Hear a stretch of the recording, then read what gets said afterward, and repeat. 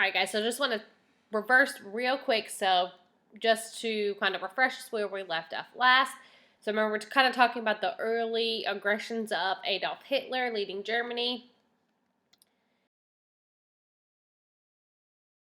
Austria willingly kind of teams up and joins. Sorry, guys. Joins with Germany. Remember, this is violating the Treaty of Versailles. Germany moves across the Rhine River into Rhineland, right on the border of France. Okay, building up that army, again, that is meant to kind of intimidate or threaten France, again, violating the Treaty of Versailles. Germany is going to invade Czechoslovakia, wanting the Sudetenland, or to gain kind of that horseshoe piece of land back into German territory like it was before World War I. They give up this land in the Munich Pact with the idea of appeasing Hitler, hoping that if he gets that piece of land that he wouldn't invade. That does not work. He's going to take over the rest of Czechoslovakia. Okay, so that brings us to what we're going to talk about today. We're going to start off with this idea of the non-aggression pact. So remember, we talked a pact is an agreement. You're making a deal. Non-aggression, again, when we look at both sides of this agreement are agreeing to be non-aggressive towards each other. Okay, so very similar to what we've talked about as far as like German strategy during World War I. Hitler did not want to fight against the Soviet Union. Same way Germany did not want Russia entering into the war during World War I because they didn't want to fight on two fronts, okay? So again, you can't see me because this is just my voice, but picture me turning side to side. I don't want to have to fight two different countries on two different fronts at the same time, okay? So both Hitler and Stalin are going to sign the non-aggression pact, and again, they agree basically not to attack each other. The goal of this is to keep the Soviet Union out of the war. So again, when Germany moves to invading Poland, the Soviet Union would not have their back this time and they would not attack. Okay. In return, so what is the Soviet Union going to get out of it? They are going to gain land. Okay. So non-aggression pact you see in this cartoon, they're being wedded to each other. You see the swastika and the communist symbol. And the cartoon saying kind of wonder how long that honeymoon will last. Okay.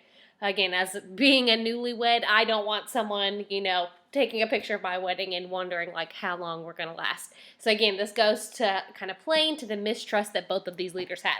Remember, they are both totalitarian leaders. They're very suspicious of other people and don't want other people to have control. Remember, Hitler specifically was against communism, so this relationship is going to be very strained. Okay? So with the Soviet Union kind of out of the way, and they know that they're not going to attack if Germany invades Poland, Germany is going to invade Poland. Okay? This is kind of the final straw. When Germany invades Poland, again, we're into strike 7, 8. Clearly, nothing is going to stop Hitler. Okay? Appeasement did not work. They continue to invade Czechoslovakia. They're moving into Poland. France and Britain officially declare war on Germany. So this marks the start of World War II, okay? So guys, when you're writing down your notes, Germany invading Poland is going to be kind of the official start of World War II. So this is important. Again, similar like World War I, so this marks the start of World War II, and then we'll also see a different set of kind of beginnings when we see the U.S. enter the war. So just keep that in mind. All right, so when we talk about strategy, okay, in order to successfully invade Poland, Hitler is going to do a blitzkrieg, okay? This is German for this idea of lightning war, okay? Surprise attack, very heavy bombing in different targets. Poland is going to be completely overwhelmed and have to surrender. Okay, you also see this move in football known as the blitz.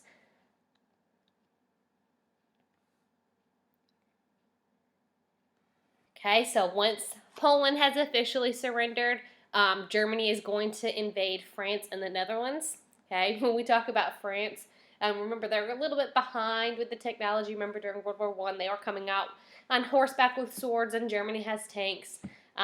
Similar type of thing that we're going to see in World War II.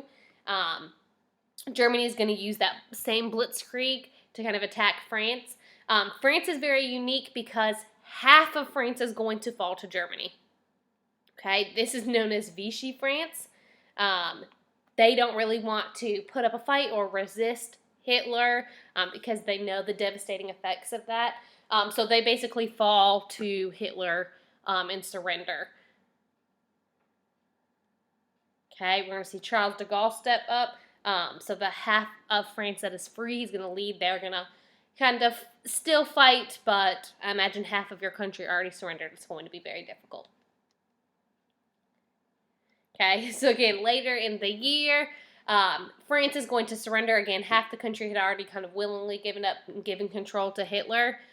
So France has to surrender. So now when we kind of look at the map, okay, France is out, Netherlands have been invaded, Poland's been invaded, okay? So really in this area, their main focus on this front is going to be attacking Great Britain.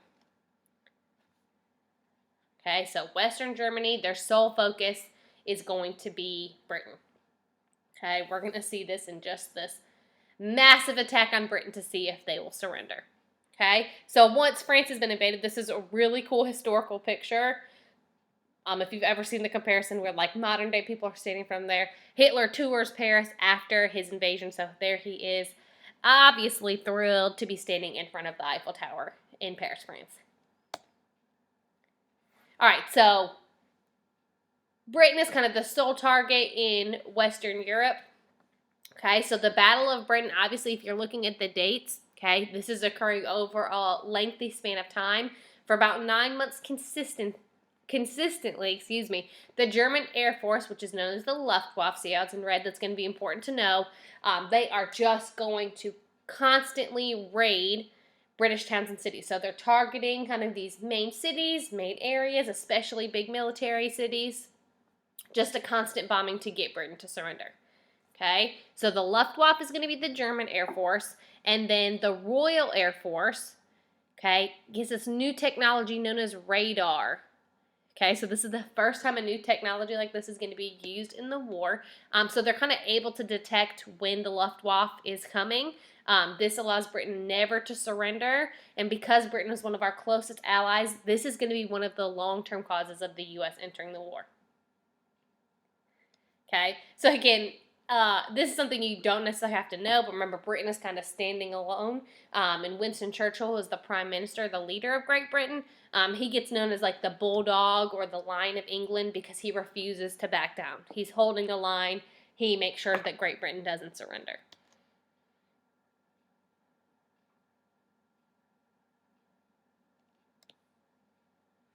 Okay, famous quote by Winston Churchill in regards: "We shall not flag or fail. We shall go on to the end. We shall fight in the seas and oceans. We shall fight on the beaches. We shall fight on the landing grounds. We shall fight in the fields and in the streets. We shall fight in the hills. We shall never surrender." All right, moving forward. Okay, so Britain has not surrendered. And we're going to see with Operation Barbarossa, Hitler is kind of changing up his tactics.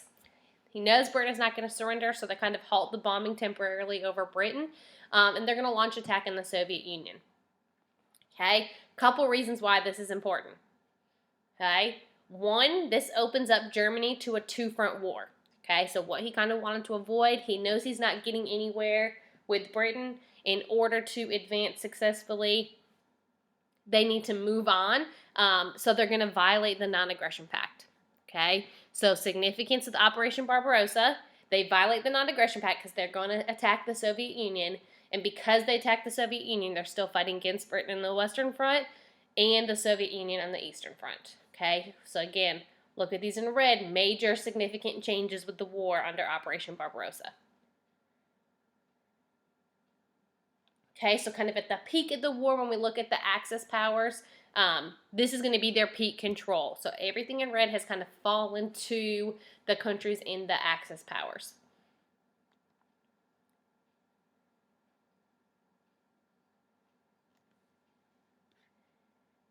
Okay, so remember, Italy is also controlled by a totalitarian leader, Mussolini. And we're going to see that Italy is going to invade. So Italy is here in red, okay? And they're going to move into Africa and invade and take control of Ethiopia, okay? So again, we see this act of aggression on behalf of Italy, and the League of Nations does not come to the aid of Ethiopia. Okay, so we see kind of what I was referring to in the last video when we see all these red flags from Hitler and all of the strikes and all of the violations of the Treaty of Versailles. It was the League of Nations who was supposed to step in at this point. Okay, same thing when Italy is invading a weaker, more dependent country, League of Nations is supposed to step up. But remember, we talked about with the League of Nations, there was no military force, and because the United States did not join, nobody's really stepping up. Okay, very similarly, Japan is also building their empire. They did not have a totalitarian government. They were under military control, and they begin to invade China to build up raw materials to support their military. Okay, so the specific aggressive action that you need to know under Japan is going to be the invasion of Manchuria, China. Okay, so again, you see this idea of imperialism with these Axis powers still taking place. Okay, so again, this would be another action in which the League of Nations would need to step up and get involved, but the League of Nations was very weak. They had no military, they had no standing power, so there was no way to enforce it. So the League of Nations is not doing anything to stop these aggressive actions, and they're not doing anything to stop imperialism, okay? So again, we talked about the League of Nations being created to stop World War II. Obviously, they're extremely unsuccessful with this. Okay, so if you look at a cartoon, so the League of Nations is kind of being used as a doormat, and Japan is walking right through.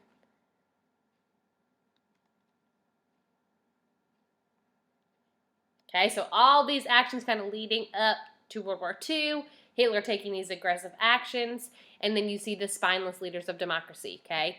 No democracy, no country is really standing up to Hitler, so he's thumbing his nose at them and literally just walking right over them. Okay, so it starts with these minor violations like rearmament and the building up of the military, and it moves further, and we don't know how far Hitler will go.